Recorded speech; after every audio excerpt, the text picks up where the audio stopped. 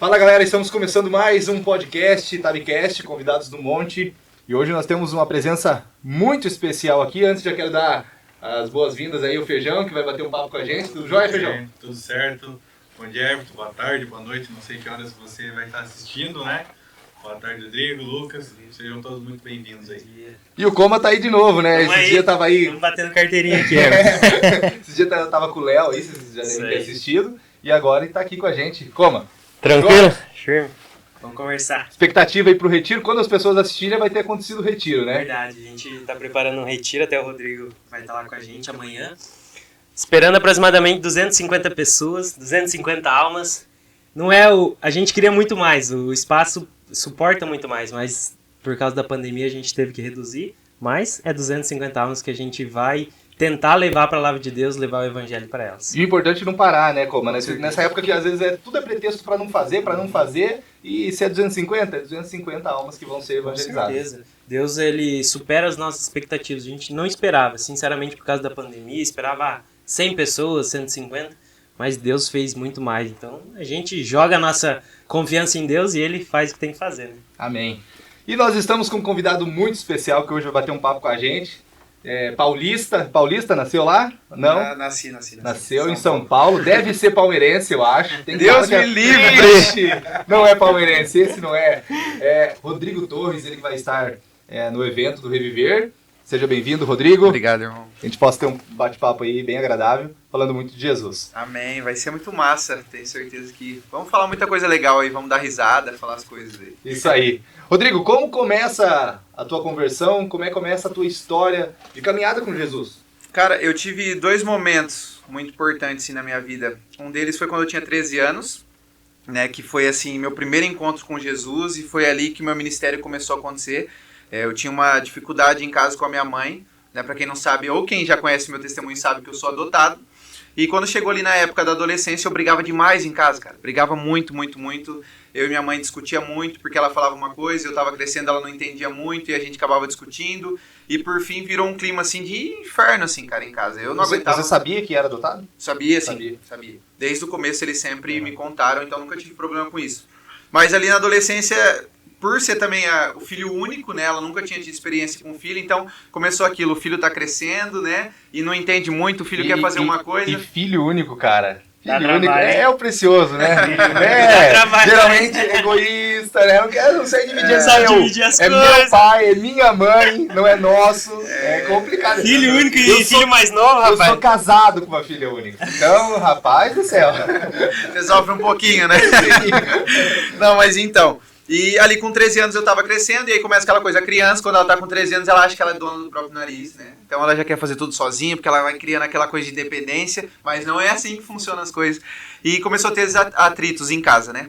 Até que chegou um determinado momento que não dava mais. E eu fiquei tão revoltado que eu falava muito de sair de casa, falava, cara, não quero mais ficar aqui, porque eu só fico em casa brigando. Eu não dava trabalho em outras questões, eu era bom aluno na escola, mas essa questão de casa estava afetando e criou um clima que eu não conseguia. Eu falava A, minha mãe falava B, e aí a gente já começava a discutir, não tinha mais clima nenhum, né? E diante disso, eu tinha alguns amigos que já iam na igreja, grupos de jovens e tal, porque minha família em si era católica, mas era aquele católico que vai um dia na missa, outro já não vai. O católico não praticante que não existe, né?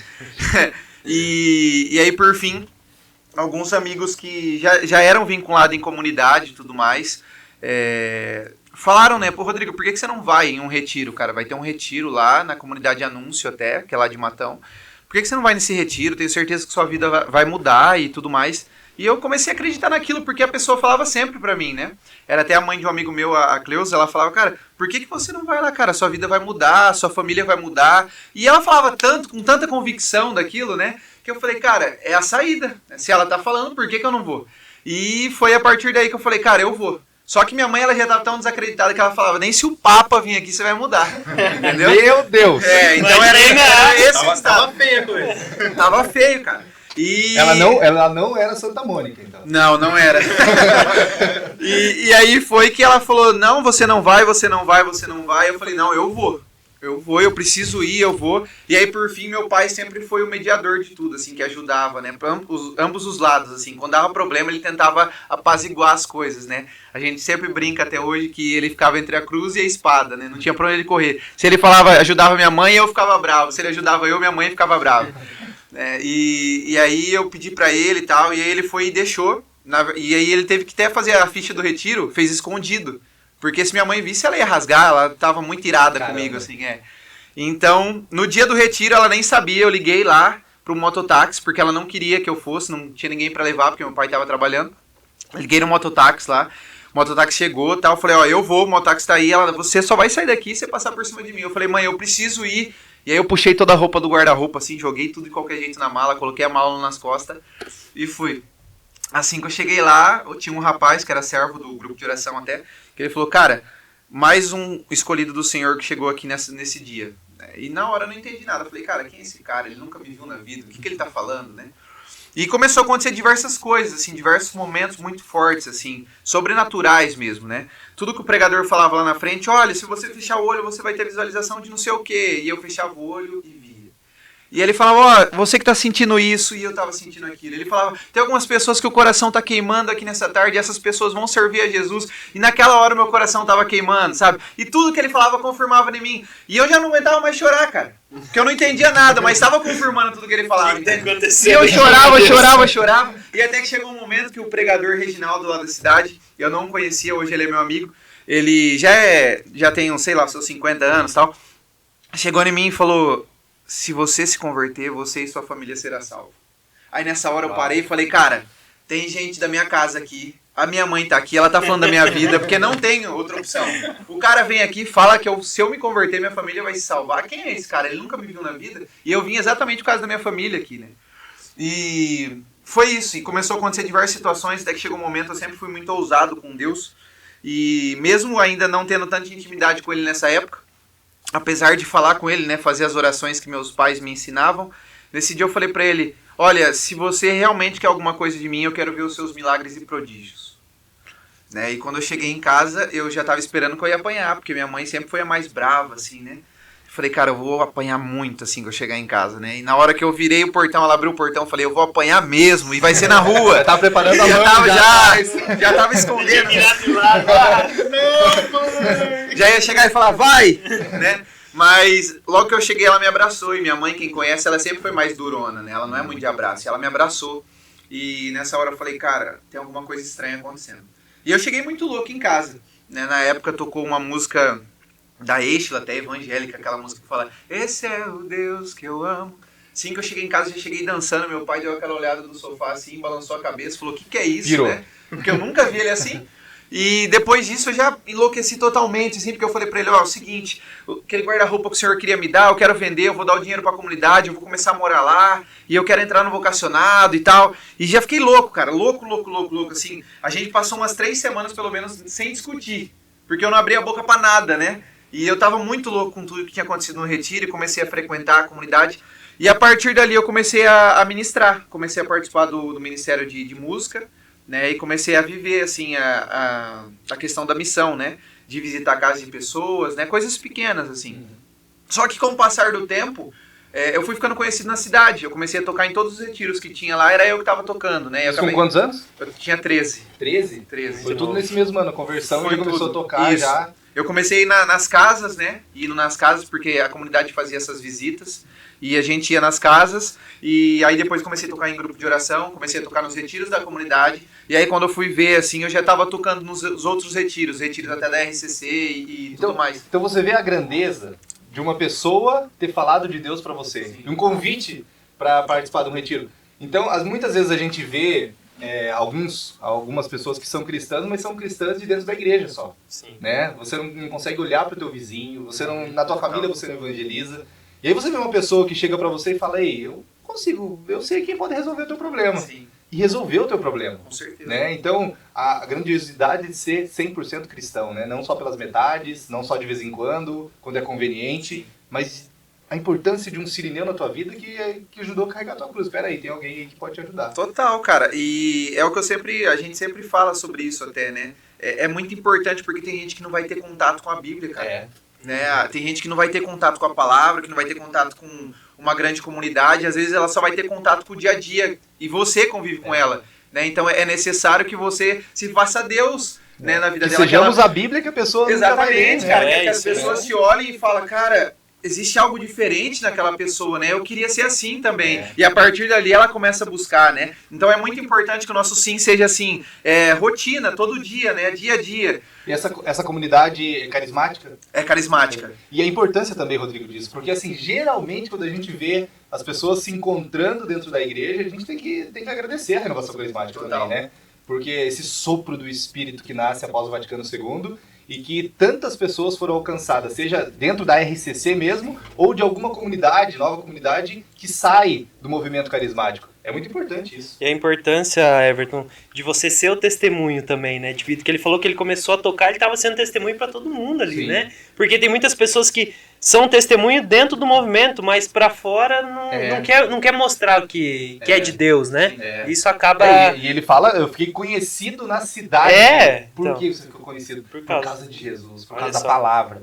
Isso é muito importante, cara. Olha o que Jesus transforma, né? Aquele que era conhecido, aquele lá que não fazia nada que presta, aquele lá... As pessoas olhavam e falavam, nossa, esse cara mudou briguento, mesmo. o briguento. É ele mesmo? Esse cara do mesmo jeitão dele e tal, mas ele se transformou, esse cara aí agora é de Deus, cara. Olha que impressionante, né? E nós vemos isso muito hoje, e a gente tem que também falar no movimento protestante. Total. Muito, as pessoas que se convertem, né, que nunca foram católicas, na verdade, né, Sim. mas que falam que se converteram. Mas é importante também, porque você olha daquelas pessoas e fala, realmente esse cara que nunca foi nada, só falava que era católico, Sim. mas ele teve uma transformação mudança muito de grande. vida, né? E é muito legal porque isso acontece dentro da igreja também, né? Com certeza. Você foi um caso desse, né? Era um católico que não era Total. católico, mas que depois de conhecer a igreja, de ter um encontro pessoal com o Cristo, você mudou e ficou conhecido por isso. Sim, e até hoje eu costumo dizer, cara, eu sou conhecido por conta de Jesus, cara. Porque se tirar ele de mim, eu sou só o Rodrigo que mora na cidade de Matão, no interior. Eu acho que nós estamos no mesmo bairro. Ele falou assim, Matão, perto do quê? Exatamente. Matão tem no mapa, né? Mas é o evangelho é de hoje, o evangelho ou de ontem? Acho que é de hoje, se eu não me engano.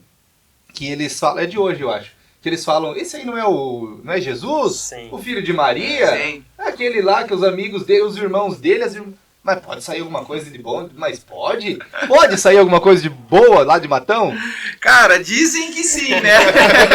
Jesus acredita que sim, né? Apesar de, às vezes, eu costumo dizer, às vezes eu não acredito, cara. Às vezes eu olho e falo, cara, não tem como sair alguma coisa de bom de mim, velho. Que eu olho para as minhas misérias e falo, não tem como sair daqui, se espremer vai sair nada. Mas Francisco falou isso. São Francisco falou assim, Jesus me escolheu para que todo aquele que olhasse para mim e falasse, só pode ser Jesus. Com Né? certeza. E é verdade, ele nos escolhe por isso. Com certeza, eu também acredito muito nisso. Jesus me escolheu porque eu sou um caso muito improvável, cara. Eu sou o cara que você olhava, que eu poderia ter profissão por ser um bom aluno, mas fora isso, em questão moral, em todas as outras áreas, assim, era bem, bem crítico, né? Então, quem conheceu essa fase, que eu até vou falar sobre isso, sabe que é um caso improvável, assim, que eu estava indo por um rumo, assim, que eu não voltaria tão cedo, entendeu? E é bacana a gente ouvir isso de um músico. Porque muitas vezes a gente tem o músico da autossuficiência, daquele cara que é um pouquinho com o nariz empinado e tal. E é bom ouvir isso de um músico falar assim, cara, eu não sei até hoje como que Jesus me escolheu, como é que esse cara... Nem sou tão bom assim. nem sou tão bom assim, como é que pode, né? É legal ouvir isso. Mas continua lá a história. E até a questão de músico que você citou aí, eu em si, musicalmente, eu sempre fui muito crítico, né? E por ser muito crítico, eu sempre me cobrei muito, né? E essa questão de me cobrar muito me coloca muitas vezes no espelho e fala, cara, não sou nada, velho. Eu não sei, parece nem cantar muitas horas, né? O pessoal convive comigo, ouve eu falando isso o tempo todo, fala, cara, eu não sei cantar, bicho. Eu não sei o que eu tô fazendo, velho. E é exatamente isso, é por causa de Jesus, cara. Não tem outra resposta, assim, outra lógica, né? Se não fosse Jesus, Rodrigo não existiria. Eu E nós estaremos aqui. compartilho muito desse sentimento. Também sou músico, né? Não músico de verdade, mas tento alguma coisa.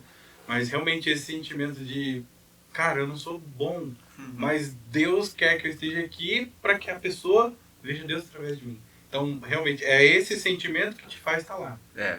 É ser o burrinho que carrega Jesus e faz ele entrar em Jerusalém, né? exatamente Madre Teresa falava, todas as vezes que me aplaudem, eu olho pra mim e falo, eu sou a burrinha de Jesus. Os aplausos é pra ele que tá em cima, né? Nossa, é isso mesmo. É exatamente isso.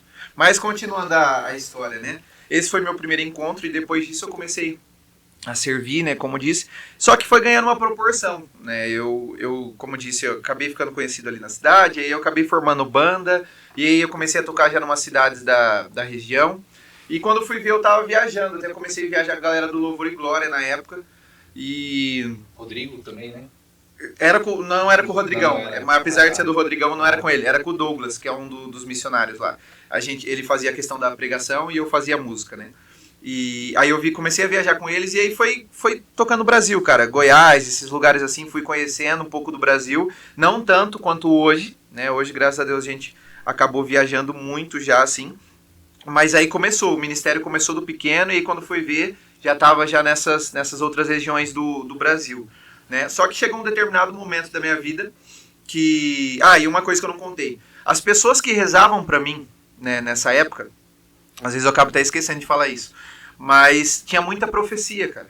Eu era muito novo e me assustava muito, porque as pessoas chegavam pra mim, rezavam e falavam: irmão, se você visse o tanto de gente que eu vejo na sua frente com você cantando. E muitas vezes eu me perguntava, caramba, que tanto de gente é esse, velho? Eu toco no grupo de oração, velho. O grupo de oração nem lota tanto assim, né? E aí, muitas vezes os irmãos chegavam e falavam: cara, eu sinto muito forte que Deus tem algo muito grande na sua vida, mas muito grande mesmo. Teve vezes de pessoas ter visualização falando: Rodrigo, eu vejo você cantando no Santuário da Canção Nova, eu vejo você cantando na Canção Nova. E isso tudo criava, ao mesmo tempo que dentro de mim falava: caramba, é o que eu quero. Porque no fundo eu queria como músico isso, eu achava legal, né? Eu já conhecia bandas como Rosa, Anjos, essas bandas assim, eu falava: cara, eu gostaria de viver assim, né? Evangelizando.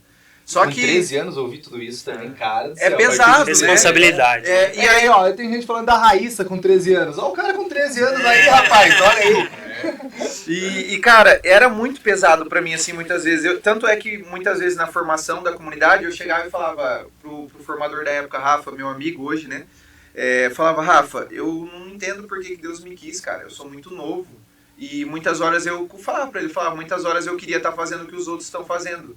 Né? Porque, por exemplo, tem horas que o pessoal tava no lazer e eu tava na comunidade recebendo formação. Sim. Né? O pessoal tava fazendo, sei lá, churrasco entre os amigos e eu tava saindo pra missão. E eu falava pra ele, por quê? Cara, eu sou muito novo, velho. Por que Deus não deixa isso mais pra frente, né? Não é fácil uma criança de 13 anos ter uma maturidade espiritual também. Sim. E aí o Rafa um dia me falou e aquilo me marcou, cara. Ele falou assim: irmão, se alegra que Deus te escolheu novo, porque você não vai precisar viver muitas coisas. Tem gente que só vai vir pra ele pela dor.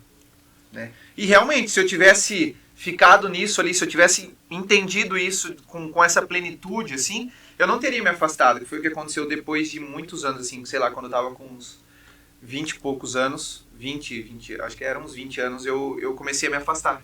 Né? Se eu tivesse entendido, eu não tinha me afastado. E essa minha segunda volta, que eu falei que foi 2 encontros, foi pela dor. Né? Então, assim, eu fui teimoso, cara, por mais que tinha todas essas promessas que me guardaram, assim, pelo menos por uns 10 anos, porque essas promessas me guardaram, cara.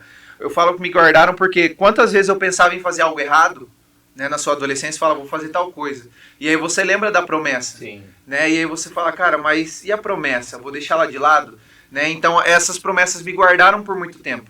Só que em um determinado momento da vida, que foi na questão financeira, quando eu passei dos 18, né, eu não arrumava emprego.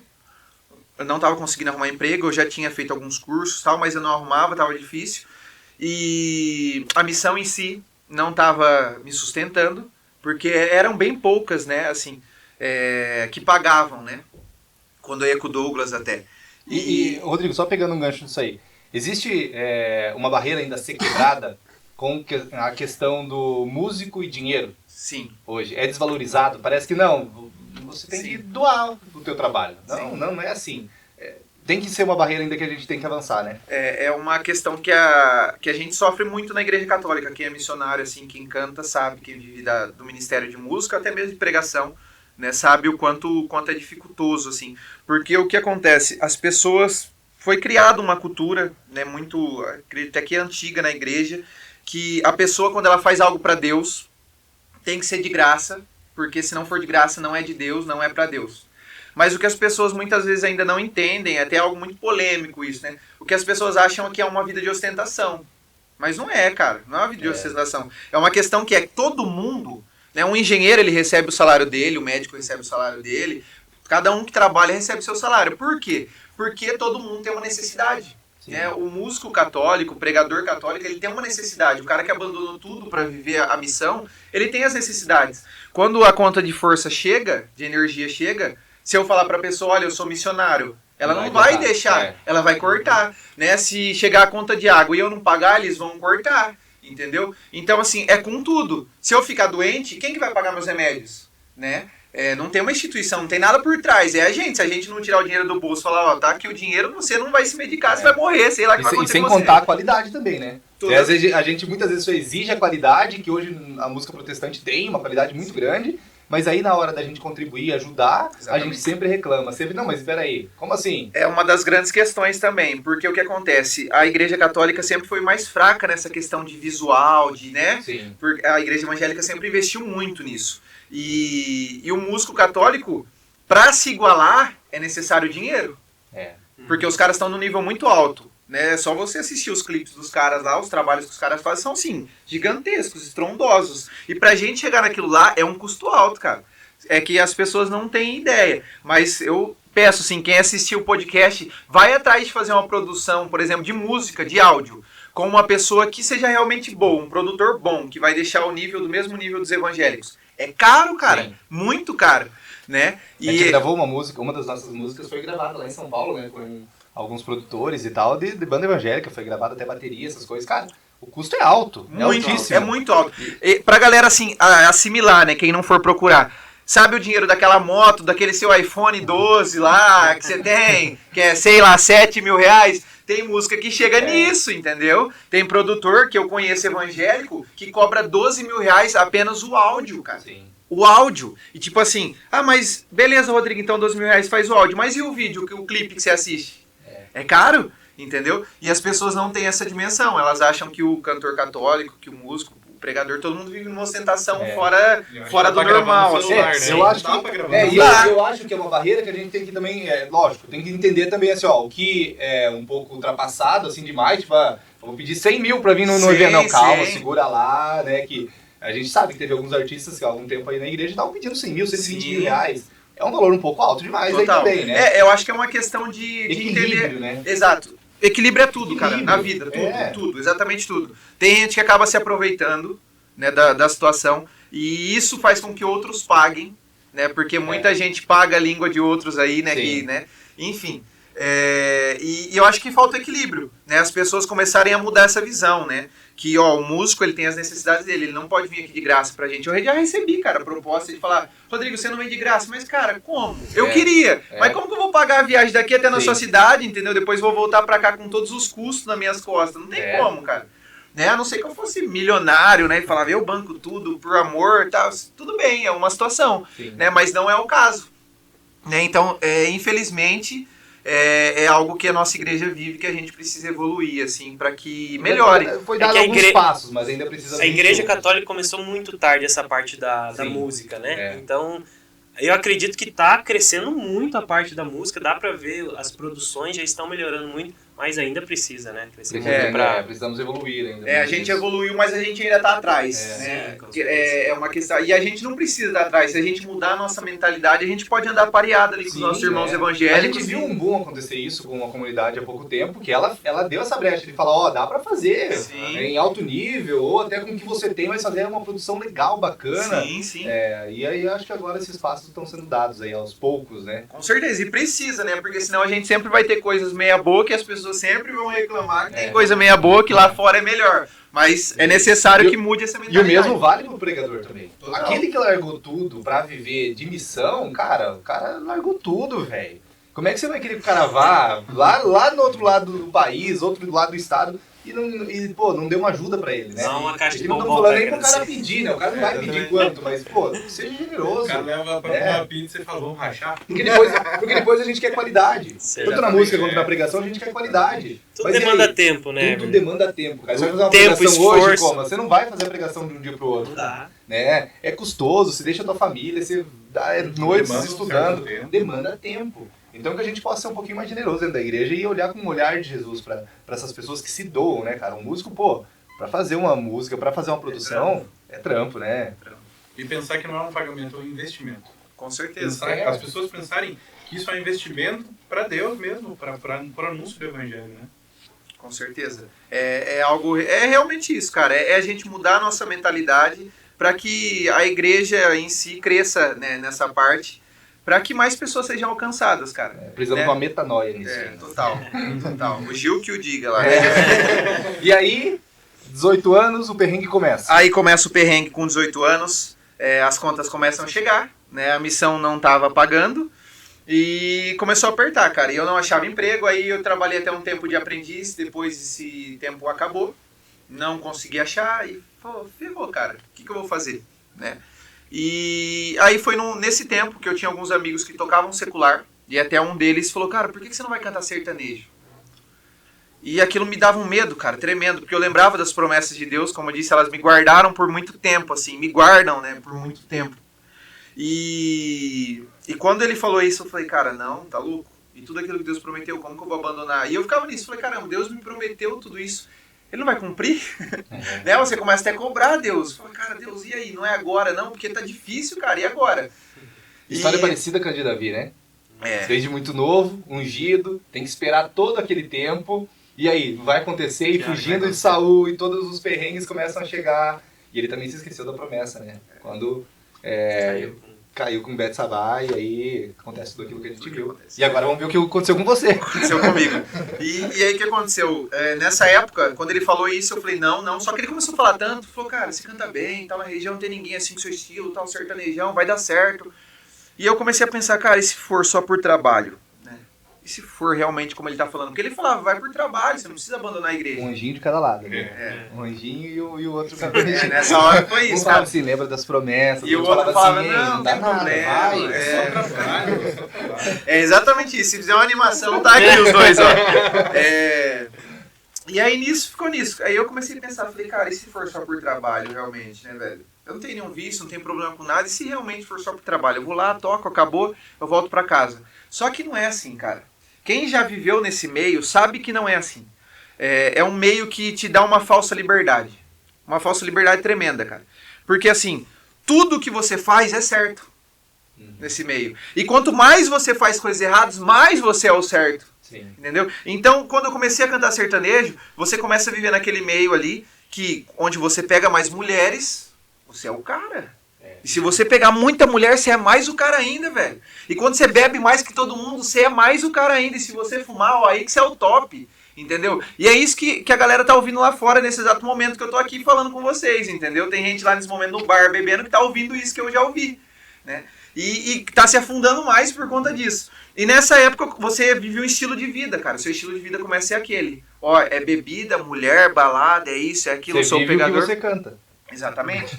Né? E isso vai te consumindo, cara, de uma tal maneira que aí o Rodrigo, que é só trabalho, ele já não acha só que é um trabalho, ele começa a gostar daquilo, né? E você começa a viver aquilo com mais frequência. E quando você vê o domingo que você ia na missa, você já não vai mais porque você tem que tocar. A terça-feira, que era o grupo de oração, você não vai mais, cara. Porque de terça-feira você tá cansado, você tocou o final de semana, tá entendendo? E aí na quarta-feira você já tem que se preparar, porque quinta-feira provavelmente já vai começar a tocar. E aí vai virando o seu estilo de vida, você já começa a deixar Deus um pouquinho de lado aqui. As promessas, você já nem sabe mais o que é promessa. Ah, promessa, foi um tempo que eu vivi da vida, não preciso mais daquilo. Né? E foi isso que eu comecei a viver. E aí o Rodrigo era mulher de segunda a segunda, cara. E quando eu falo de segunda a segunda, era segunda a segunda mesmo. E muitas vezes mais de uma mulher no mesmo dia. Né, e uma vida totalmente promíscua, de muita bebida, de muita balada, de muita festa, tudo que você imaginar, cara. A única coisa que eu não fiz foi usar droga, e não foi por falta de oportunidade porque, assim, é muito fácil. Quem já foi do rolê, quem já foi de festa, sabe o quanto é fácil usar droga hoje em dia. E não foi porque realmente é algo que eu não tinha tanta autoridade, eu tinha medo. Né? Eu falava, cara, tudo isso aqui eu consigo parar, eu acho. Né, mas a droga eu tenho medo do que pode acontecer, então isso me afastou delas, né, mas muita gente fumava perto de mim, tá, usava droga perto de mim e eu nunca tive interesse, né, mas aí comecei a fumar, por exemplo, cigarro eletrônico, essas coisas desse tipo, e só que Deus, olhando tudo isso, né, eu me esqueci das promessas, né, e até eu uso muito isso com a música Pra Sempre Deus, né, que eu mudei, as pessoas à minha volta mudaram, né. A galera de casa muda, meus amigos mudaram, mas Deus ele não mudava. As promessas que ele fez para um menino de 13 anos estavam de pé. Né? E só dependia do menino de 13 anos para ela acontecer. Só que eu já estava em outra vibe, eu já não me lembrava de nada disso e eu tinha mudado completamente. E Deus começou a colocar as coisas no caminho que deveriam ficar, né? E começaram a acontecer algumas situações. Por exemplo, roubaram meu celular que eu tinha acabado de comprar, porque eu dava na vida da ostentação, né? E o jovem, ele tem que ter o iPhone, porque falaram pra ele que o iPhone é o melhor que tem. Se não for o iPhone, velho, nada presta.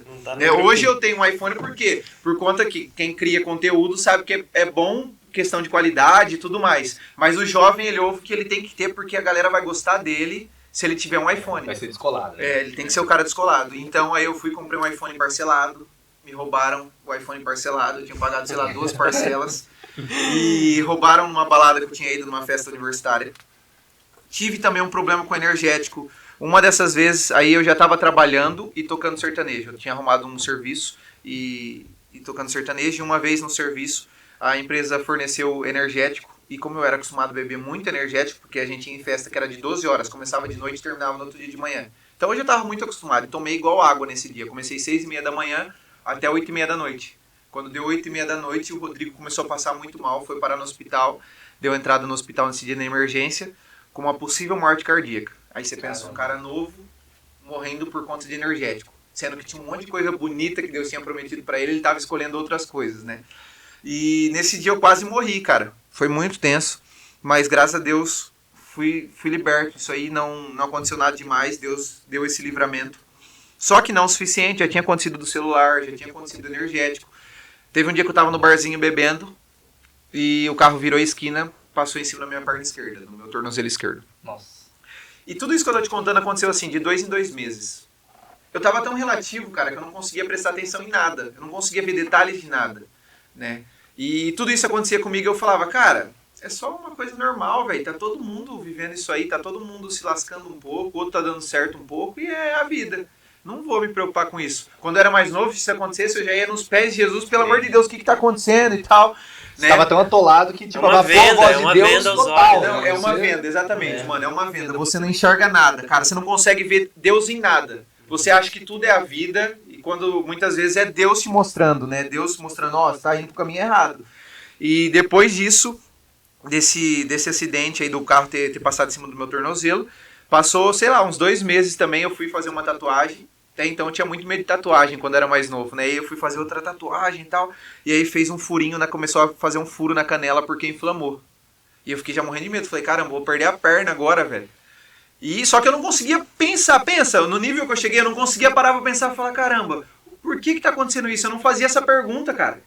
Eu não fazia, eu simplesmente falava, é a vida acontecendo. Não conseguia relacionar mais nada com Deus. Nada. Tudo era a vida acontecendo, tudo era normal, tá todo mundo passando por isso. Mano, quem que passa por isso em questão de meses, assim? Entendeu? É só uma questão de lógica, né? Qualquer ser humano em sã consciência sabe que tinha alguma coisa errada, né, velho? Você tinha que parar pelo menos... Uma, duas, três, peraí. Tem alguma coisa errada. É igual eu falei pra um amigo meu até, esses dias tem acontecido algumas coisas com ele, cara. E tipo assim, com frequência. Eu falei, cara, será... Porque ele não é da igreja. Eu falei, cara, será que não tá na hora de rever? Porque eu passei por isso, né? Eu falei, cara, será que não tá na hora de rever algumas coisas? Ele falou, não. Eu falei, cara, rever alguma coisa da sua vida, às vezes é alguma coisa maior que tá acontecendo por trás e você não tá tendo dimensão. E eu tô te falando isso, até falei pra ele, pra que não aconteça algo pior, cara. Porque pode acontecer algo pior e aí não tem mais chance de fazer nada, né? E aí, sei lá, se ele ouviu, mas assim, eu tô falando sempre pra ele, pra que ele tenha essa dimensão. Mas o Rodrigo tem amigo fora da igreja? Claro, gente. Sim, tem amigo fora da igreja e tento aconselhar eles pra vir pra igreja. Se eu ficar só na igreja falando com os que é de dentro, o que os de fora vão ter? Não vão ter Jesus quem que nunca. Estamos evangelizando. Né? E, enfim, e diante de tudo isso aí começou a acontecer, teve um momento que eu tava voltando de um show, até de uma cidade vizinha lá, América, brasilense. Quando eu tava voltando, a gente tinha tocado na festa da Hyundai até. O sertanejo estava dando certo, estava começando a crescer, a gente já estava tocando, um show que a gente fez, tocamos para 8.000 pessoas, estava tocando para bastante gente até. E tinha tudo para dar certo, cara, porque o Guilherme fazia segunda comigo, cantava muito bem, fazia uma segunda muito boa, era tudo muito bem afinado, bem estruturadinho assim e tal. E voltando desse show, o meu carro estava acabando a gasolina e eu comecei a olhar no celular. Falei, cara, eu preciso abastecer porque senão vai dar ruim. A gente tá na pista, eu não conheço a pista. Nisso, o Guilherme freou. Ele tava no carro da frente porque tinha uma lombada, né? E nessa hora eu freiei, mas meu carro não segurou. Eu tinha comprado esse carro na ostentação, um Citroën e tal, pá, tava voando, né, com o iPhone roubado, o Citroën, e, cara, eu era o cara, né, eu tinha tudo, eu tinha mulher, tinha carro, tinha celular, tinha tudo, e nesse dia as coisas desmoronaram, assim, em poucos segundos eu não tinha nada, né, o Guilherme freou o carro, e pra mim não bater no dele eu freiei também, né, até contei esse testemunho na Sacrário do Amor. Só que nessa freada o carro não segurou, eu acabei resvalando no dele, o dele rodopiou, parou no acostamento e parou tão perfeito, cara, que parecia que estava estacionado. Eu nunca vi aquilo, nem Velozes e Furiosos faz aquilo.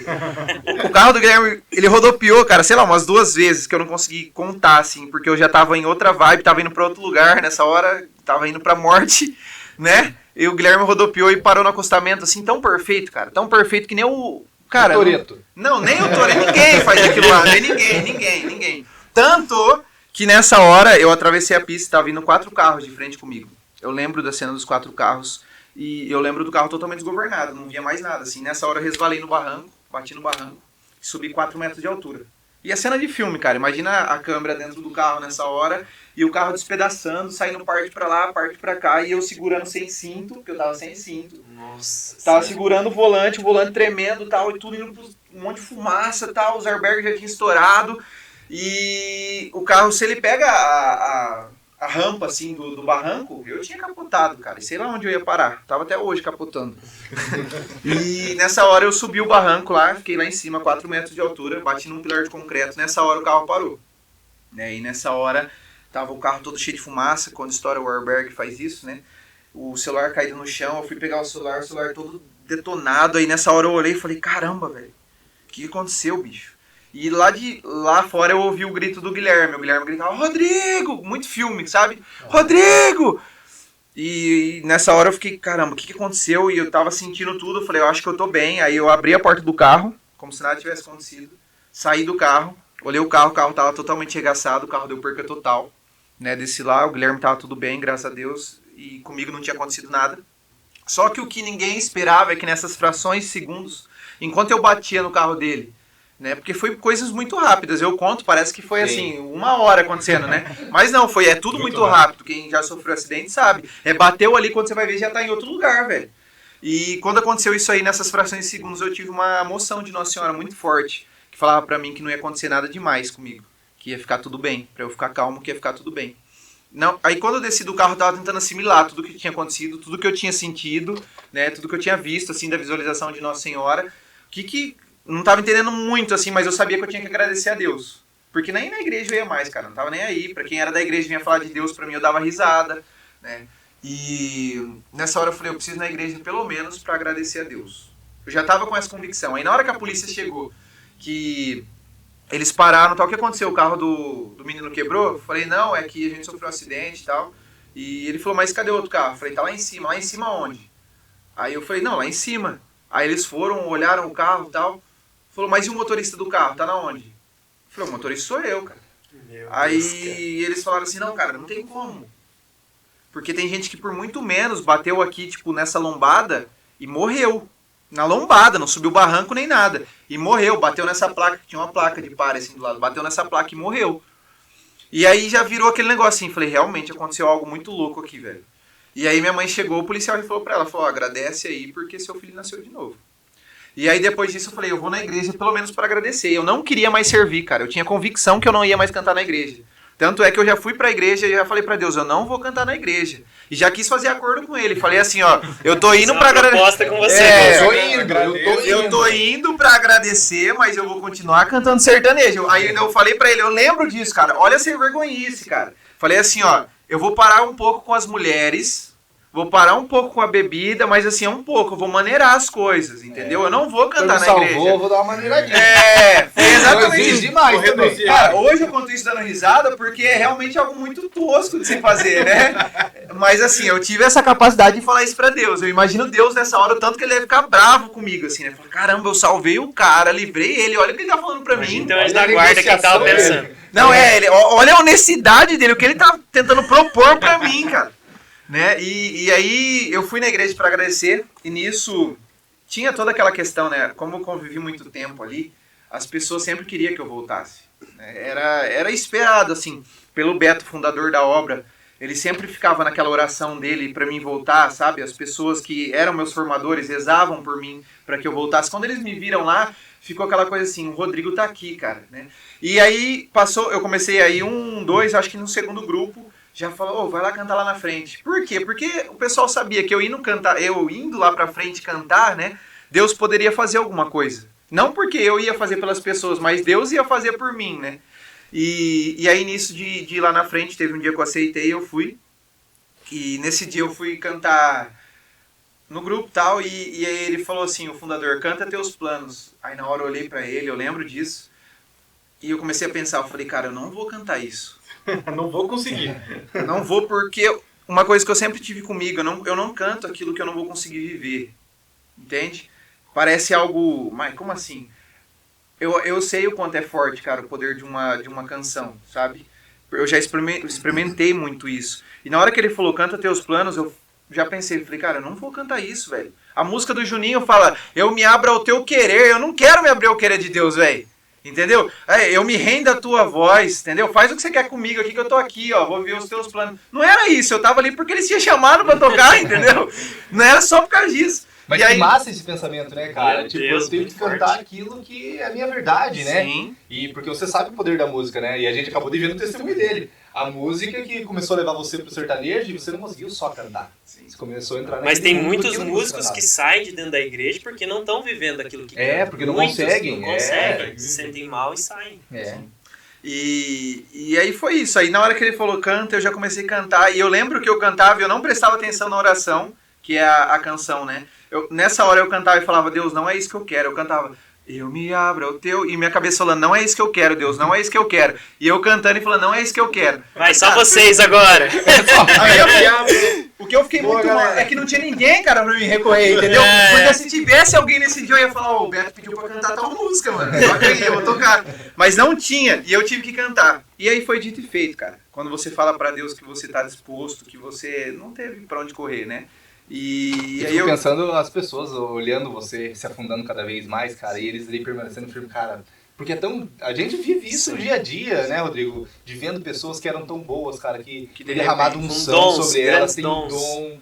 E aí ela foi embora, cara. E é a história do filho pródigo, né? Eles estavam te esperando, você falou, eles ficavam me esperando, e quando eles me viram voltando, igualzinho a história do filho pródigo, né? Aquele pai que olha, tipo assim. E não, Que vou bom pedir que pra, voltou. e não vou pedir por onde andou. Eu só Sem quero que ele saber. permaneça. Que bom que você voltou. E lá em casa era essa expectativa, né? Porque no começo, a minha família é uma família sertaneja que foi criada na roça e tal, então gosta de sertanejo. Mas quando meus pais viram que tinha algo muito pior por trás, que eu tava vivendo uma coisa assim que ia degradar cada dia, cara, eles também começaram a ficar preocupados, porque o Rodrigo saía de casa de noite e chegava no outro dia de manhã, não tinha hora pra chegar, e muitas vezes eles não dormiam com isso.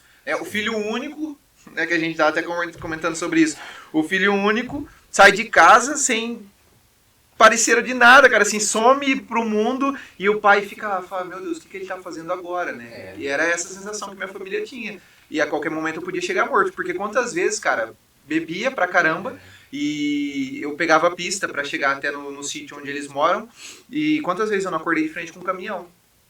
Então, assim, Deus vinha me livrando já de muitas coisas que eu não parava pra pensar. Quantas e quantas vezes, cara, eu dormia de olho aberto, entende? De tão cansado, de tanto rolê, eu dormia de olho aberto dirigindo e teve vezes assim de eu acordar e começar a ver coisas na pista, coisas onde não tem, você começa a delirar. E em nenhum momento passava as promessas ali. Em nenhum momento. Né? E aí quando eu cantei a música Teus Planos, aí foi onde tudo aconteceu. Porque eu cantei ela e fui pra casa muito preocupado já. Muito preocupado mesmo. A minha preocupação era, Deus ouviu e vai dar ruim, velho. Era real minha preocupação. Parece que é brincadeira, mas era real essa preocupação. Eu falava, Deus ouviu o que eu cantei hoje, cara. Eu cantei. Eu cantei, eu não queria ter feito isso. E eu falava pra ele, Deus, não é isso que eu quero, não é isso que eu fui em casa falando. Cara, uma semana depois eu tava internado. Uma semana depois, minha pressão subiu, nada baixava minha pressão, nada, absolutamente nada. E nessa hora eu lembrei, eu falei, eu cantei a música. Nada baixava, eu dei entrada no hospital mais uma vez muito mal e com mais uma vez uma possível morte cardíaca. E aí na hora que eu dei entrada, que o médico falou, não tem o que fazer, você vai ter que internar pra gente ver o que tá acontecendo, porque tá muito perigoso. Aí eu já desesperei, cara, eu nunca tinha quebrado nada. Né? Eu quebrei o dedo no acidente, esse dedão aqui eu quebrei. Foi a única coisa que aconteceu. Nunca tinha quebrado nada, nunca tinha ficado internado. Nessa hora eu olhei e falei, realmente tem algo muito estranho acontecendo. Tem coisas de ruim que nunca tinha acontecido que começou a acontecer. Aí eu até me perguntava, eu falei, será que Deus parou de olhar pra mim? É eu que parei de andar com Deus, né? Não foi Deus que parou de olhar pra mim. E quando eu dou a entrada na ala do hospital, era a ala B, se eu não me engano. Era muito tenso, cara. Tava todo mundo morrendo lá. E eu era novo. Aí naquela hora me baqueou, né, velho? Na hora Aí que você eu pediu o violão, falou, me dá aqui que agora eu vou cantar de verdade mesmo. Na hora que eu olhei pra tudo aquilo lá, eu falei pro meu pai, eu lembro disso, eu olhando pra ele antes de ficar já lá a semana, né? Eu falei, olha, eu vou morrer. Nessa hora passou o filme, assim, de tudo. Nessa hora a consciência voltou, sabe? Eu falei, agora eu vou morrer. E aí eu lembro que escorreu uma lágrima, assim, e ele ficou muito preocupado, que meu pai é muito bom, cara. Quem conhece meu pai tem um coração muito grande, né? E aí eu entrei no hospital, entrei na sala, já entrei no quarto e tal, sentei lá na cama e tal, no leito, e tinha um senhor, assim, que ele já nem falava, ele tava só ali esperando pra morrer mesmo, sabe? E do outro lado tinha um cara que tinha sofrido AVC lá, e também não falava, de olho fechado já, ó, há tempos. E eu ali no meio, novo, cara, eu falei, cara, eu tô no meio das pessoas que estão morrendo, cara, e eu sou novo. E aí eu falei, pai, me traz meu terço e minha Bíblia. Porque eu já tinha, cara, uma intimidade com Deus, sabe? E nessa hora eu falei, talvez eu possa fazer alguma coisa por isso aqui. Talvez eu consiga sair disso. E nessa hora meu pai trouxe meu terço e minha Bíblia. Depois disso eu comecei a rezar. E nisso desse rezar, de tentar falar com Deus nesses dias, eu comecei a ver aquelas pessoas morrendo. Né? E vendo essas pessoas morrendo, começou a mexer muito com o meu ministério, com a minha vocação. Nessa hora eu comecei a olhar para eles e falei, cara, eu tenho aonde recorrer, eu tenho aonde encostar e essas pessoas estão morrendo e não tem a Cristo, cara. Eu conhecia Cristo e eles não. E nessa hora mexeu demais comigo. Eu falei, cara, tem gente que morre e não conhece Jesus. E o que eu tô fazendo por isso? Né? E aí eu acabei fazendo amizade com as irmãs até do hospital, né? Porque sempre tem muitas irmãs, né, que trabalham, que são voluntárias e tal. E acabei fazendo amizade com elas, perguntei onde era a capela, elas explicaram. Comecei a ir na capela e saía eu lá todo com seringa, assim, né? Ia pra capela empurrando um negocinho, igual um velhinho. E aí eu comecei a rezar pra Jesus, comecei a falar com ele e tal. Comecei a rezar pelas pessoas que estavam ali, mesmo sabendo de tudo aquilo de errado que eu tava vivendo, né? E teve um dia que a enfermeira me colocou na cadeira de rodas e levou eu pra fazer um exame. E parou de frente uma cruz até, bem grande, que tem no hospital. E nessa hora, eu não tinha coragem de perguntar isso, né? Porque eu sabia que eu estava vivendo totalmente fora da vontade dele. Nessa hora eu olhei pra ele e falei, o que você realmente quer? Por que eu tô aqui? Né? E eu falei, não é nada disso, né, que eu tô vivendo, é outra coisa, né? Aí eu falei pra ele, mas você sabe que eu não quero mais isso, né? Dá até vontade de chorar quando eu falo disso. Só que ele começou a suscitar muito forte no meu coração, né? Que era necessário essa mudança, que era necessário eu retomar meu ministério. Né? E nessa hora eu falei, tá bom, é o que você quer, né? É o que o senhor quer, eu vou fazer isso. Só que me promete uma coisa, eu falei pra ele. Eu não quero ir pra lá pra me promover, porque eu tô no sertanejo pra isso. Se for pra me promover, só pra ficar famoso, que isso seja uma consequência de um bom trabalho. Mas não é esse o final, intuito, né? não. É. E se for pra isso, me deixa no sertanejo. Eu tô fazendo muito bem o que eu tô fazendo, eu falei pra ele. Agora, se for pra mim voltar pra lá, como eu sempre fui ousado, né, eu falei com Deus, eu falei, eu só volto pra lá se você fizer o seguinte, por onde eu passar precisa pelo menos uma pessoa ser convertida, uma pessoa tem que ser tocada, porque se for pra mim voltar pra lá à toa, eu não quero voltar, eu fico onde eu tô. Aí, e nessa hora eu falei, eu sei, o meio sertanejo está muito bem representado, tem grandes nomes, não precisa de mim, né? Então, se o senhor quer isso, eu volto pra lá, mas que pelo menos uma pessoa por onde eu passar seja alcançada. Pelo menos uma pessoa, senão eu não volto, Jesus. Não volto. E diante disso ele começou a suscitar muitas coisas no meu coração. Né? Aí veio o Romanos 5, que foi de onde saiu o MPG, que até foi indicado ao Troféu Louvemos como DVD do ano, que é o Marcados pela Glória, né? Onde o pecado abundou, superabundou a graça.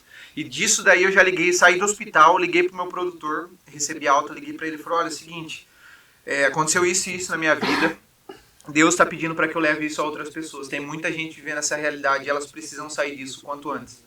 Né? E foi tudo muito rápido, cara. Isso assim foi em outubro, não lembro, me recordo o ano agora, 2018, acho que foi. Outubro de 2018.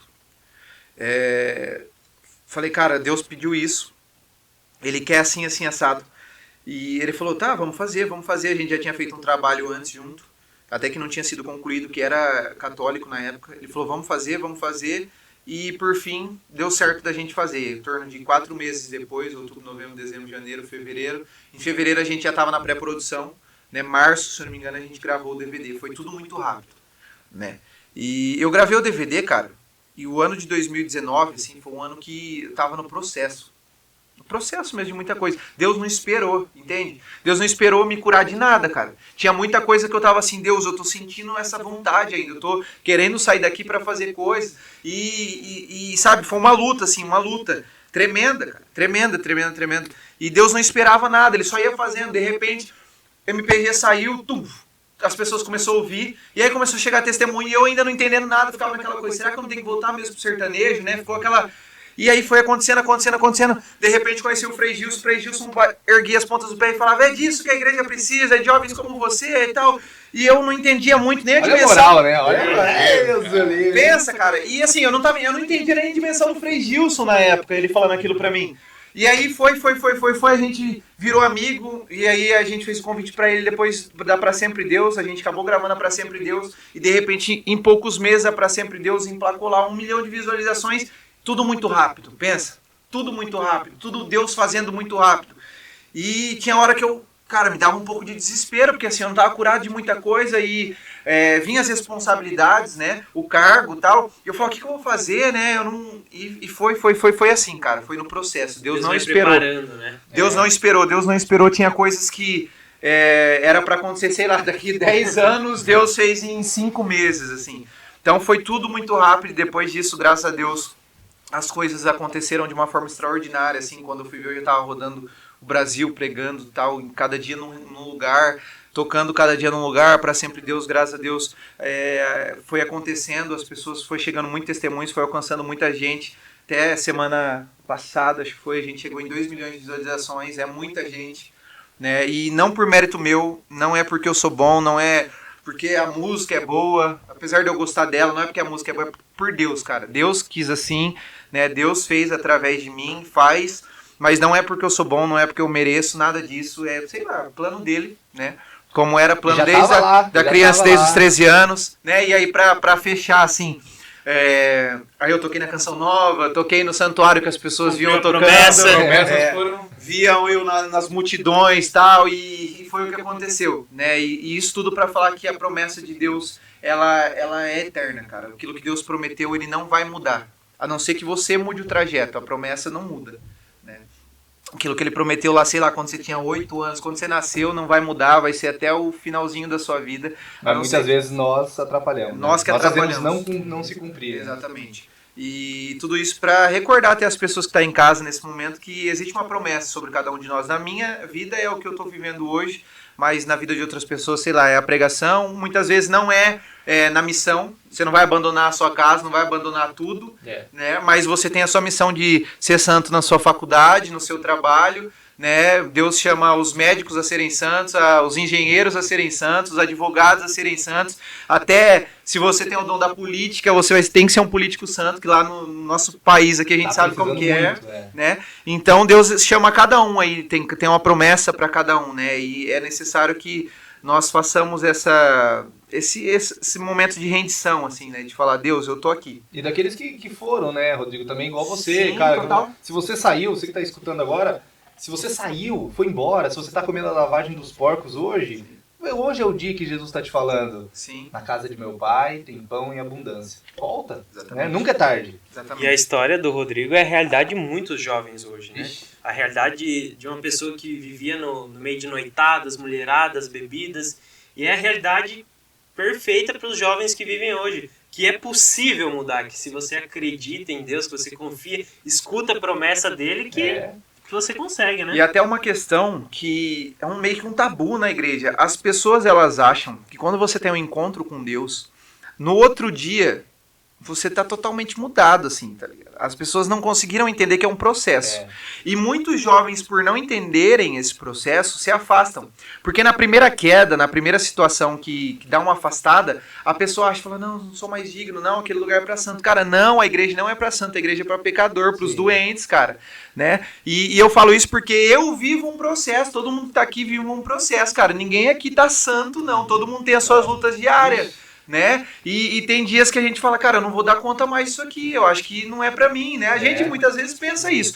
E isso é pra tirar esse tabu, assim, da cabeça dos jovens, pra quebrar isso. Que, cara, é um processo, você vai vir, Deus vai te tocar, você vai se sentir amado, você vai se sentir perdoado, mas ali começa um processo, não é da noite pro dia que tudo mudou, você mudou, não. Tem coisas humanas suas, né, da questão humana, de caráter, de tudo que o mundo contaminou, que contamina mesmo, eu sei como que é, cara, vai mudando aos poucos, né? Fala, né? Você vai, aquela emoção, aquele calor, de repente, você tá no caminho, mas não é calor toda hora. Não é Exatamente. É a constância, né? Nós falávamos isso no podcast com os meninos do Reviver, que às vezes dá medo, assusta um pouco aquela conversão que é muito rápida, porque às vezes também vai cair de novo muito rápido, então gradativo, como a cura dos 10 leprosos que Jesus faz, se apresenta ao sacerdote, né? E foi isso que você até agora há pouco falou, cara, estava acontecendo tudo e eu ainda não tinha me curado totalmente de tudo, mas Deus ia curando aos pouquinhos, vai se apresentar ao sacerdote, mas vai caminhar, vai caminhando, então é isso que a gente tem que fazer. Santa Teresa também diz, né, Rodrigo, que santo não é aquele que nunca cai, mas aquele que desiste de se levantar. Então não desiste de levantar não, cara, bora, vamos lá e se amanhã cair, levanta, pô. O Papa Francisco também tem uma frase muito importante que é: Deus não cansa de nos perdoar, é nós que nos cansamos de pedir perdão. Então não podemos cansar. Você podia ter cansado de pedir perdão, mas não. Exatamente. Você está aqui hoje, ó, olha o que Deus fez naquele menino de 13 anos que recebeu a promessa, a profecia. Pô, tá tocando com o Frei Gilson, cara. Tá vendo? Que honra, velho. Olha onde Deus levou, né? Cara, amigo do Frei Gilson, cara. Frei Gilson música com 2 milhões de visualizações. E outra, chegou um troféu, cara, que eu vi. Olha que realização, como é que é esse sentimento lá? Cara, é muito louco, porque quando eu vi o Rosa, toda essa galera que começou, né, lá atrás, essa galera que é os primórdios ali da música, dentro de mim, criava uma expectativa como carreira. Fala, cara, se um dia der certo a minha carreira, seria muito legal, né? Deve ser muito legal se conseguir ganhar, né, uma realização profissional também, né? E eu sonhava com isso, cara. Eu falava, nossa, cara, ia ser muito legal, né, se um dia... Eu até falo que Deus me mima, cara. Me mima porque a gente conversa muito sobre isso, né? Fala, cara, tem vezes que eu falo assim, eu queria tal coisa, e de repente passam uns meses e está acontecendo, né? E eu falo, nossa, quanto eu sou ruim mesmo, porque o tanto de coisa boa que Deus faz, muitas vezes a gente insiste em errar, né? E então, assim, o troféu Louvemos, né? Era algo que eu sonhava muito, assim, muitas vezes eu falava, cara, nossa, deve ser muito legal, deve ser legal. Um dia acho que vai chegar a minha vez, né? Vamos trabalhar e vai ser uma consequência de trabalho, né? E quando chegou, assim, foi porque eu fui indicado, acho que a 3 categorias, né? Eu não lembro agora, acho que foi intérprete, cantor do ano e DVD do ano. E aí nas duas, acho que intérprete, eu não lembro agora quem foi que ganhou, mas intérprete eu não fui. Eu falei, nossa, já caiu uma, né? DVD do ano, né? DVD do ano eu não dava com muita expectativa, eu acho que poderia ter sido melhor. Aí o DVD eu falei, cara, o DVD não vai ser, eu já tava até esperando que fosse outros e foi. E falou, cara, cantor do ano. Eu falei, cara, não vai ser, velho. Não vai ser, não tem agora como que ser. Não vai ser. Não, agora mesmo, né? Mas eu me abro ao teu querer. Mas Deus, se for da tua vontade, teu filho tá pronto, né? E aí nessa hora foi, na hora que falou assim, Rodrigo Torres. Tinha até um outro Rodrigo Compidinó que falou Rodrigo Torres, aí eu chorei, cara. Eu chorei muito. Que até na hora que eu desliguei com a Ziza lá no troféu, porque não foi presencial, eu chorei demais, assim, de gratidão a Deus, né? Porque de olhar pra trás, você começa a passar um filme, né, cara? Fala, não era pra mim estar aqui, né? Eu tava vivendo uma vida totalmente louca, errada. E de repente Deus começa a honrar essas coisas, né? E é totalmente gratidão. É aquilo que eu falo, não é porque eu sou bom ou melhor que nenhum daqueles que estavam competindo, né? Participando até. Mas é porque Deus quis assim. Deus é bom. Cara, aquele troféu é de Deus, velho. Mimo. É um mimo, é um mimo. Né? Pra dizer, continue assim, está no caminho certo. Exatamente. E Rodrigo, a música católica, ela passa por uma transformação hoje. Nós vemos a velha guarda ali, você falou agora da Ziza, nós temos Celina Borges, Anjos de Resgate, e nós vemos talvez com a Colo de Deus, influência um pouco da Colo de Deus, mas aí uma comunidade Kairos, um ministério aí do Gerados pela Imaculada, e aí vai várias comunidades e grupos com uma nova pegada de música, talvez também influenciada por um estilo protestante. Sim. É uma transformação da música católica também, é mais um avivamento, um louvor, ou é para um determinado grupo isso? Quero que você explique um pouco essa transformação. Eu acho que é uma mudança, sim, cara. O próprio Frei Gilson, né? Também Frei, uma música sim. mais de louvor, forte. Sim, é o famoso worship, né? Isso, worship, que é tão falado. Então, mas na verdade o gênero em si ele é antigo, né? O gênero do worship é desde a época do Coldplay. Se você ouviu o Coldplay, as linhas de guitarra, essa coisa assim, é totalmente worship, cara. Né? Não, a única diferença é que eles não estão falando de Deus, não é uma oração que eles estão cantando lá. Mas é essa vibe aí. Aí os evangélicos, né, começaram com isso até lá atrás com a galera do Hillsong, né, que são os primórdios assim do worship. Os evangélicos começaram isso muito forte e o Brasil gostou muito desse gênero, né? Aí depois eu acho que veio pro católico, eu não me recordo. O Tony também. O Tony veio, é uma outra vibe, né? É menos que o que é hoje, assim. Mas ele começou, aí veio a Colo, enfim. E a galera gostou muito. Eu acho que é uma transformação, porque ela é uma música de muita imersão, né? É uma música assim que as pessoas criam-se uma atmosfera de adoração ali mesmo. Porque a gente tinha. Eu também sou Você um se pouco imagina, dinossauro, você né? se imagina dentro da música. Isso, Sim. porque antes a Você gente vive tinha. Deus. Porque antes a gente tinha ou a música que era bem de reflexão. Sim. A gente pode pegar, por exemplo, o Poço da Samaritana, do Juninho, que é linda, mas é aquela música mais de você escutar quieto e tal. Ou a música que a gente tinha como animação, né? Que era a música que pulava e gritava. E agora a gente vem com essa pegada de adoração mesmo, de imersão, de entrar nessa música que você louva e rasga o coração. É exatamente isso, cara. É uma música que ela cria uma ambientação assim que você fica suscetível a Deus, né? Você fica aberto a Deus ali.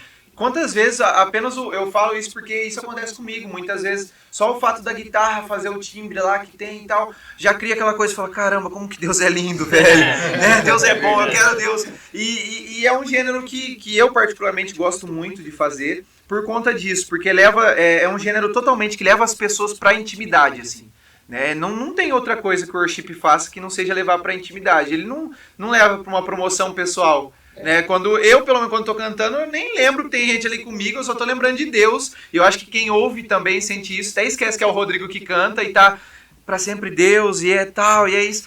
Então eu acho que é uma mudança da Igreja Católica, porque antes era um gênero... como que eu vou dizer sobre o gênero mais antigo da igreja? Era mais reflexão. Né? Hoje você ouve um abraço de pai, é uma letra totalmente extensa e de muita reflexão, que conta a história realmente cantada, né? E já hoje já é um pouco diferente, né? Criou-se outras formas, né? Não que você não vai cantar um abraço de pai, né? Mais, né? Não vai tirar, né? Mas vai agregar. É um gênero que chegou para agregar, né? Não para excluir nenhum outro gênero, porque continua existindo bandas como Rosa de Sarão que toca rock e toca muito bem, né? E, enfim, é um gênero que chegou para agregar. Eu acho que é uma mudança da igreja e uma mudança boa, porque muitas vezes as pessoas tinham que procurar isso fora da igreja católica, né? Quantas pessoas que eu conheço que eu ouvia isso só no evangélico, cara.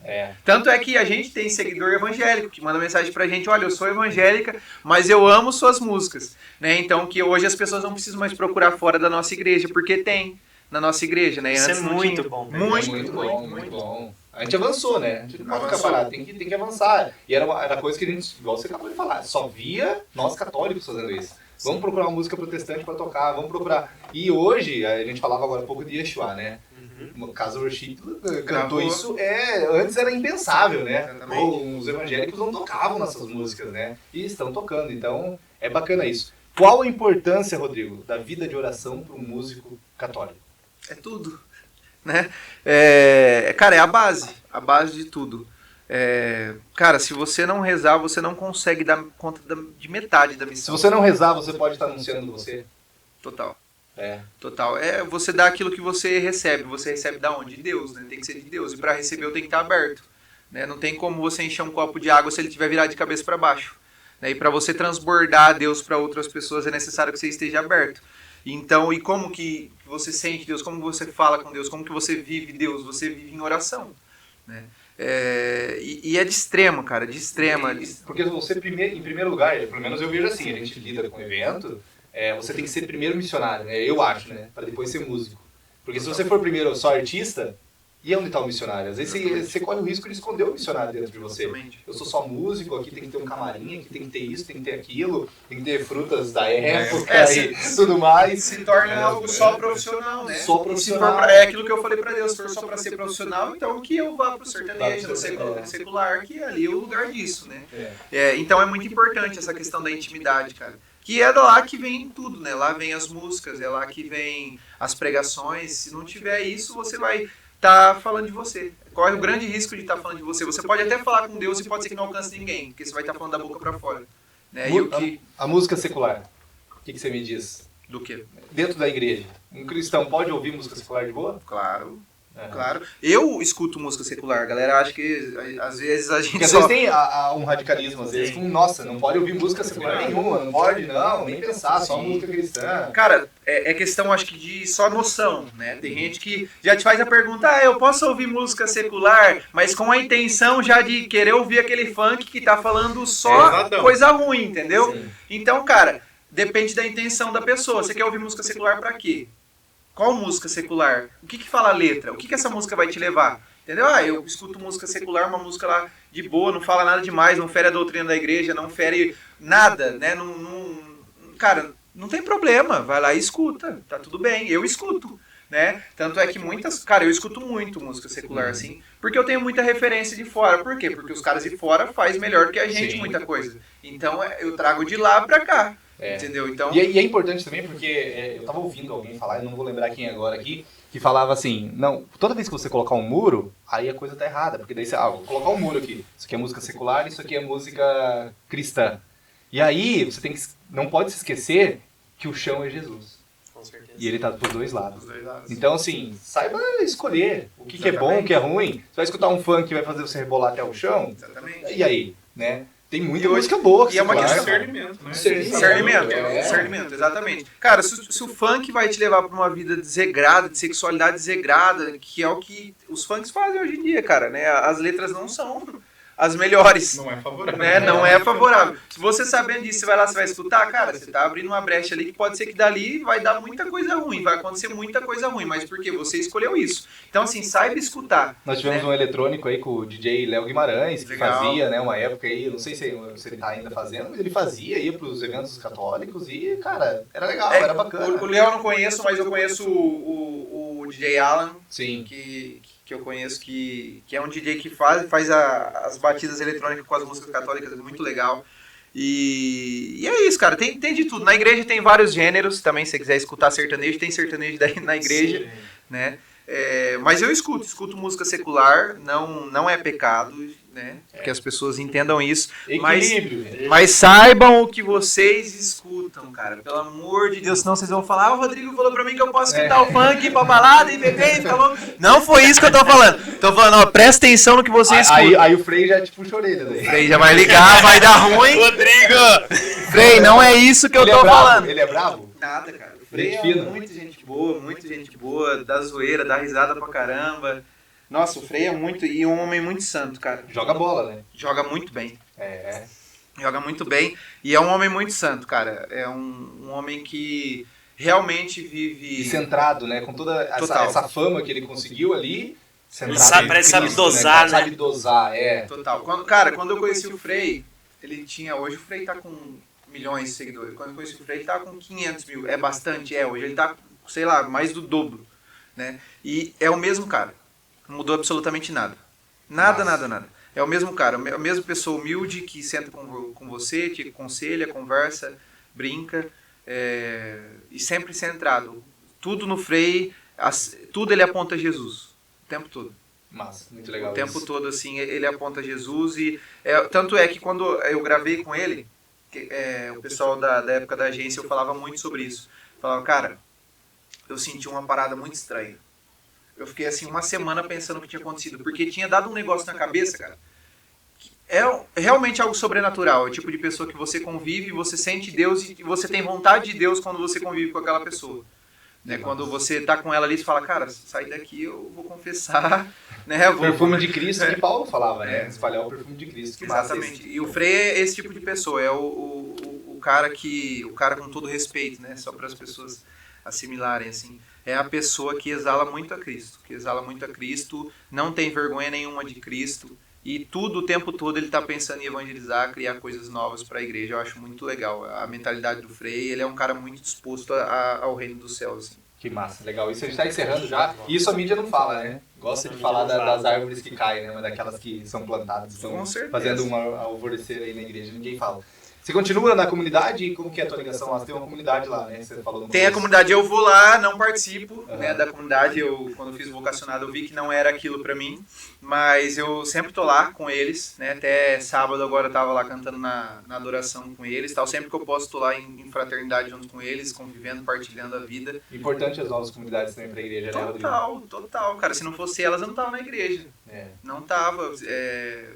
É o que atrai o jovem, cara. Sim. Atrai o jovem, né? Ah, mas você tá falando então que a missa não é importante? Não é nada disso. Os militantes que assistem. Não, a missa é importante, cara. Mas assim, o que atrai o jovem? Tem coisas que atraem o jovem, tem coisas que não atraem o jovem. Isso é em tudo. Até no secular é assim. Sim. Tem coisas que o jovem gosta, tem coisas que o jovem não gosta. Né? E as novas comunidades, assim, abriu as portas pra juventude. Primeiro você pesca ele com a comunidade, com música, e depois leva pra... Exatamente. Depois ele entende a doutrina e fala, cara, eu preciso ir pra missa realmente. Preciso me confessar. Exatamente. E você vê hoje todas as comunidades, novas comunidades, cara, que batem nisso. Missa, até algumas diárias, muitas, missa diária. Então, e pra quem tá chegando é muito pesado. A maioria, cara, das comunidades que eu conheço falam de missa o tempo todo, de doutrina da igreja o tempo todo. Eu nunca fui em nenhuma comunidade que falou assim, a gente é mais importante que a missa. Jamais. Nunca. Todas elas falam, tem que ir na missa, tem que confessar, tem que rezar o rosário, tem que fazer isso, tem que fazer aquilo. Então, quem fala mal é porque não conhece. Né? Quem fala mal é porque não conhece. E uma coisa não exclui a outra. Se eu vou num grupo de oração, não é porque eu vou no grupo que eu vou deixar de ir na missa, não é porque eu vou na missa que eu vou deixar de ir no grupo. Dá pra conciliar todas as coisas, né? A gente vive muito isso, né? Ah, ou isso ou aquilo. Mas por que não as duas coisas juntas, se elas não interferem em nada, se não estragam, né? Então, isso faz com que muita gente até se afaste de algumas coisas. Ah, ou isso ou aquilo. Ah, eu vou ficar com isso aqui, aí para de ir na missa. Né? Eu vou ficar com isso aqui, isso aqui eu não faço mais. Cara, junta as coisas, né? Ao invés de ficar excluindo, afastando, une as coisas, vê aquilo que dá pra unir, que não vai interferir e une, né? Galera, bate-papo com o Rodrigo, massa demais, Rodrigo. Valeu, Deus abençoe tua caminhada, cara. Quem sabe aí no Taborão a gente se encontra. Quero ver, eu já vou cobrar aqui, ó. Quem tá assistindo, comenta aí, Rodrigo no Taborão. Se não me chamar, eu vou dar dislike no vídeo. Valeu, Everton. Tamo junto. Vocês, Feijão. Valeu. Massa demais esse bate-papo. Galera, abraço a todos aí. Valeu.